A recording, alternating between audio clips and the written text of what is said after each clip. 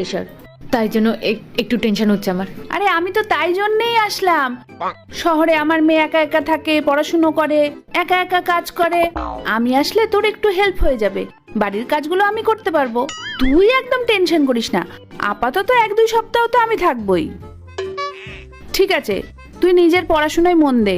আচ্ছা, তোর রুমটা কোন দিকে মা? আমার রুম হচ্ছে ওদিকে। না না না না না, আমার রুম ওদিকে। আচ্ছা চ।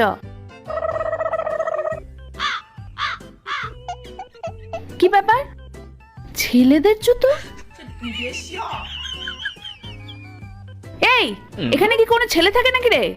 ছেলেদের জুতো? আরে মা, কি সব বলছো তুমি? তুমি জানো না আমি ছেলেদের সহ্যই করতে পারি না। না না, এখানে কোনো ছেলে ফেলে থাকে না। তাহলে এই ছেলেদের জুতো এখানে কি করে আসলো? ও, এই জুতোটা, এটা তো আমারই জুতো। আচ্ছা, এটা তোর? আরে না না মা, তুমি শোনোনি?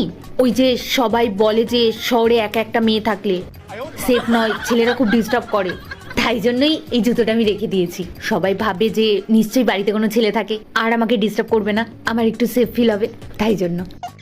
শোন, আমি তোর মা হই আর তুই আমাকে বোকা বানাচ্ছিস? নিশ্চয়ই ওই ঘরে কেউ আছে, দাঁড়া। মা মা মা, দিক যেও না মা, আমার কথা শোনো। মা মা মা, এখানে কেউ নেই মা। হ্যাঁ, আরে এটা কে?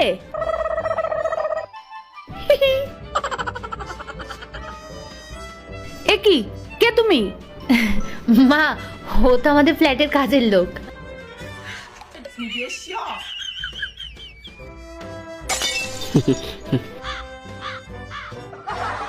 দিদি, আমার না পুরা ঘর পরিষ্কার হয়ে গেছে।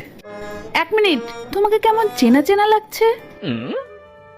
না না মা, তোমার ভুল হচ্ছে, তুমি ওকে কি করে চিনবে? হ্যাঁ, মনে পড়েছে, যখন দরজা খুলছিলাম তখন তুমি প্রথমে এসেছিলে, কিন্তু তখন তো তুমি ভালো ড্রেস পরেছিলে।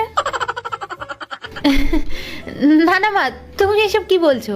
তোমার বয়স হয়েছে না, তোমার মনে হয় চোখে ছানি পড়ে গেছে, তাই জন্য তুমি এসব দেখছো মা। কিরে পূজা, এই শহরে কি কোনো কাজের মেয়ে নেই নাকি যে একটা ছেলেকে তুই কাজে রেখেছিস? মা তুমি জানো না, ও খুব ভালো। ফ্ল্যাটটা জানো সব সময় পরিষ্কার পরিচ্ছন্ন করে রাখে, সব সময় একদম পুরো চকচক করে। আর তুমি তো জানোই মেয়েরা কি রকম করে, তাই জন্যই ওকে কাজে রেখে দিয়েছি। আচ্ছা ম্যাডাম, বলতেছি আমার না সব কাম হয়ে গেছে, আমি এখন আসি। হ্যাঁ, এই দাঁড়াও দাঁড়াও, কোথায় যাবে? ওখানে আমার ব্যাগ রাখা আছে, সেটা নিয়ে আসো, যাও। কি? আমি ব্যাগ আনবো? বাপরে, কি